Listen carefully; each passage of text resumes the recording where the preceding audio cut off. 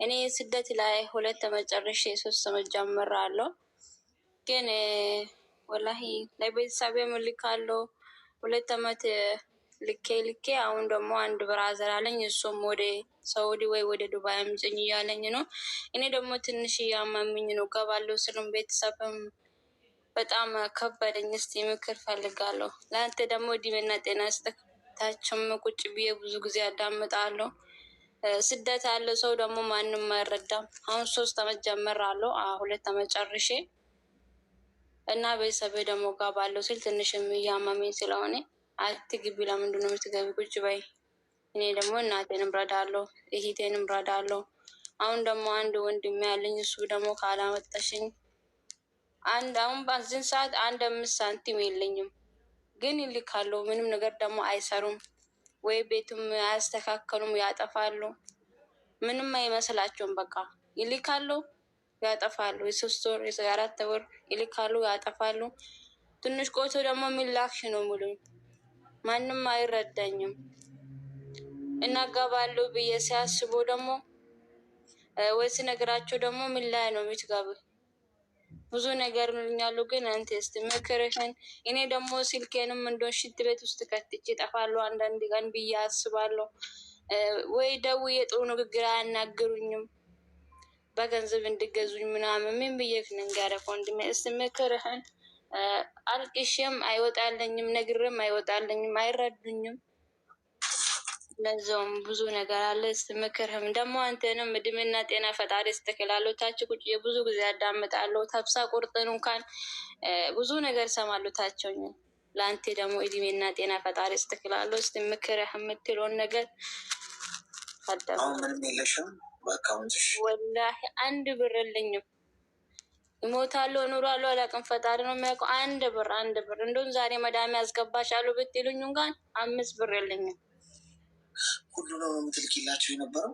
አዎ እልካለሁ። ግን ይኸውልህ አንድ ጋሪ አህያ ራሱ አልገዙም። የላኳቸውን ራሱ ምንም ነገር አልገዙም። ከምገርምህ ወንድሜ እና እንደ አሸዋ የምናመጣ ነገር ይመስላችኋል? ወላ አንድ መሬት ገዝቶ ብኖር ችግር የለውም። ገብቶሃል? አንድ ነገር የተገዛ ነገር የለውም። ገብቶሃል? ኪስ አስቀምጠው ስለሚበሉት ምንም ነገር አይመስላችሁም። ሽሮ ገዝቶ ስለሚበሉበት እሱ ብር ደግሞ ምንም አይመስላችሁም። ምን ሰርተሽ ነው የምትገቡ? ምን ገዝተሽ ነው የምትገቡ? ይሄን ቃል ነው የምትጠቀሙ እነሱ። እኔ ደግሞ እዚህ ቁጭ ብዬ ሁሌ አለቅሳለሁ። ማንም አይረደኝም። ግን ውስጥ እንደብቄ የምኖረው ብቻ። እስቲ የምትመክረኝን ነገር ሰማለሁ ወንድሜ። አላህ ክብርክ ደግሞ ስላስገባኝ በጣም አመሰግናለሁ። አይዞሽ። እድሜሽ ምን ያህል ነው?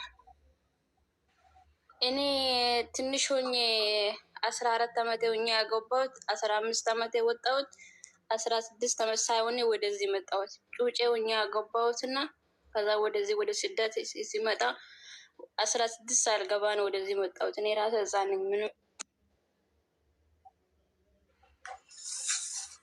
ነው የተፈጠረው? ይሰማል አይሰማም ወንድሜ?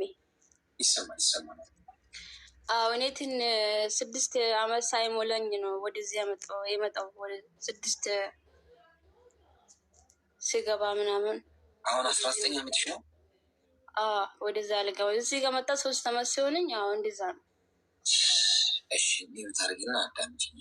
19 ዓመት እና በመጀመሪያ ስላስገባኝ በጣም አመሰግናለሁ። እሺ ወንድሜ። ምንም ችግር የለም አይዞሽ። ሻምበርም አዳምጪኝ። አሁን እስካሁን ያጠፋሽው ጠፍቷል። እሺ ወንድሜ። እስካሁን ያጠፋሽው ጠፍቷል። ከዚህ በኋላ ግን የምትነቂበት ጊዜ ነው መሆን ያለበት። በነቃሽበት ጊዜ ከሮጥሽ ታሸንፊያለሽ። ችግር የለም። የባከነው ጊዜ ባክን። አበቃ የሚባል ነገር የለም። እሺ የሰው ልጅ አበቃ የሚባለው ሲሞት፣ አከተመለት የሚባለው ወደ መቃብሩ ሲገባ ብቻ። ትናንት ብዙ ስህተት ሰርተሽ ዛሬ ከስህተትሽ ለመማር ከነቃሽና ነገሩ ከገባሽ ዛሬ እድል አለ ነገሽን ለመስራት። ወደኋላ ተመልሰሽ መጀመሪያውን መቀየር አትችይም። አሁን ግን ጀምረሽ መጨረሻውን መቀየር ትችያለሽ። ገብቶሻል? የሆኑት ነገሮች ሆነዋል። የተፈጠሩት ተፈጥረዋል። ገንዘብሽን አጥፍተውታል፣ በልተውታል። ጊዜሽን፣ ጉልበትሽን አጥፍተውታል። ያ አይመለስም። ወደኋላ ተመልሰሽ ነገሩን የሆነውን የተበላሸውን መቀየር ማስተካከል አትችይም። አሁን ከዛሬዋ ቀን ጀምረሽ ግን መጨረሻሽን ግን መቀየር ትችላለሽ። ምን በማድረግ? ከዛሬ ጀምረሽ እምቢ ማለት መጀመር አለብሽ። ገብቶሽ 19 ዓመትሽ ምናልባት ይሄ ነገር የሚገባሽ 30 ዓመትሽ ላይ ቢሆን አልኩልሽ ነበር። 19 ዓመትሽ ነው፣ ገና ነሽ፣ ልጅ ነሽ። 3 ዓመትሽ የተቃጠለው አሁንም እንደ አዲስ መጀመር ትችላለሽ። ዜሮ ነው አካውንትሽ ውስጥ ያለው አይደል? ከዛሬ ጀምረሽ አንድ ብለሽ ሴቭ በማድረግ ሚሊዮነር መሆን ትችላለሽ። ትልቅ የቢዝነስ ባለቤት መሆን ትችላለሽ። ንብረት ማፍራት ትችላለሽ። መሬት መግዛት፣ ወርቅ ገዝቶ ማስቀመጥ፣ በስምሽ ብዙ ታሪክ መስራት ትችላለሽ ከዛሬዋ ቀን ጀምረሽ። ይህም የሆነው ግን እስካሁን የመጣሽበትን መንገድ ማትደግሜው ከሆነ፣ አሁንም ላኪ ሲሉሽ ምትልኪው ከሆነ፣ ወንድምሽ እዚህ ሀገር ውሰጂኝ ሲልሽ እሺ፣ እንዲያርጊልን እሺ፣ ሶፋ ግዢ እሺ፣ ፍሪጅ ግዢ እሺ፣ እንደዚህ ለእንደዚህ ላኪ እሺ ምትይ ከሆነ ይህንኑ ነው እየደጋገምሽው 25 ዓመት ድረስ ምትሄጂው። አሁን መቀየር አለብሽ። እስካሁን የመጣሽው መንገድ አልጠቀመም አይደል? አልበጀሽም። ይኸው እዚያ አድርሶሻል፣ ዜሮ ቀጥቶሻል። አዲስ መንገድ ያስፈልግሻል። ከዛሬ ጀምረሽ ማንንም ሰው እንዳትሰሚ። እናትሽና አባትሽ ወይም ወንድሞችሽ በዓል ሲደርስ እንኳን አደረሳችሁ ብለሽ በግ መግዣ ላኪላቸው። ከዛ ድንቡሎ ሳንቲም እንዳትልኪ፣ እንኳን አደረሳችሁ ያው ብለሽ እንደ አንድ የቤተሰብ አባል በዓል ሲደርስ የሆነ ቤቱ ሴሬሞኒ ሲሆን እንደ እየተለየም አይደለም ማድረግ ያለብሽ፣ እንደ አንድ የቤተሰብ አባል ማዋጣት ያለብሽን ታደርጊያለሽ። ከዛ ውጭ ግን የምታገኘውን 80% ማስቀመጥ። ለምሳሌ ደሞዝሽ 1000 ብር ቢሆን 200ን ተጠቀሚ፣ 800ን አስቀምጪ ለመኖሩ፣ ወይም 100ን ተጠቀሚ። ብቻሽን ነሽ፣ ሌላ የሚያስቸግርሽ ህፃን ልጅ የለም አይደል? አንቺ ራሱ ነሽ፣ ብዙም ወጪ አይኖርብሽ። ገንዘቡን አስቀምጩ፣ በአካውንትሽ አስቀምጡልኝ እያልሽ እንዳትልኪ። በራሴ ስም አካውንት ካለሽ ራስሽ አካውንትሽ ውስጥ አስቀምጪ። እጅ ልጅ ጠገበች እኮ ብር አልክም ማለት ይሉሻል። ገና ካሁኑ የሚሆነው ነው መነግርሽ። ይሰድቡሻል፣ ያገሉሻል፣ አይደውሉልሽም፣ ቴክስት ማያረጉልሽም፣ ብቻሽን ትቀሪያለሽ። አሁን ቀድሞ የሚፈጠረውን ነገር ነው እየነገርኩሽ ያለሁት። ነገሩ አልጋ ባልጋ አይሆን። ልክ ገንዘብ መላክ ስታቆሚ፣ አንቺ ጥቅምችኛዋን መስመር ልክ ስትቆጫት፣ እናትሽ መደወል ያቆማሉ፣ አባትሽ መደወል ያቆማሉ፣ ወንድሞችሽ ደሽመሽ ማለት ከነ መፈጠርሽ ይረሱሽ። በትክክለኛው መንገድ ላይ መሆንሽን ያኔ እወቂ። አሁን የምነግርሽ በቃ የለውጥ ትክክለኛው መስመር ላይ ነሽ።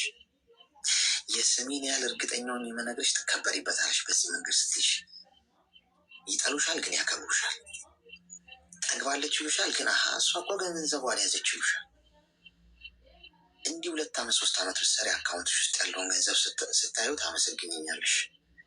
ለካ እንዲህ በሰራ ኑሮ ያለሽ።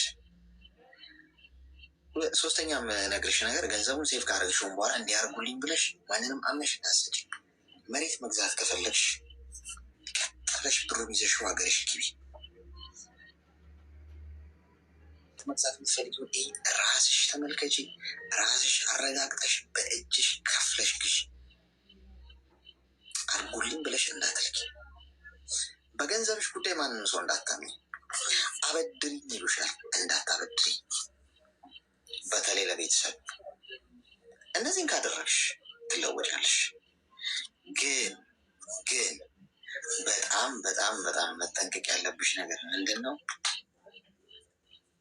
በገንዘብ ጉዳይ ዘመድ አዝማድ፣ ጓደኛ፣ ቤተሰብ አምነሽ ብድር መስጠት፣ ከነሱ ጋር ቢዝነስ መስራት፣ እንደዚህ ያስቀምጡልኝ ማለት ቤተሰቦችሽ ጋር ያቆራርጠሻል። ተግባባን? ስለዚህ ቋንቋና ሰገብጋባ ቋጣሪ መሆን መጀመር አለብሽ። አስቸጋሪ ሰው መሆን መጀመር አለብሽ ከዛሬ ጀምሮ። እንደዛ ነው የምትለወጪው። እሺ ወንድሜ በጣም አመሰግናለሁ። ፈጣሪ እድሜና ጤና ይስጥህ።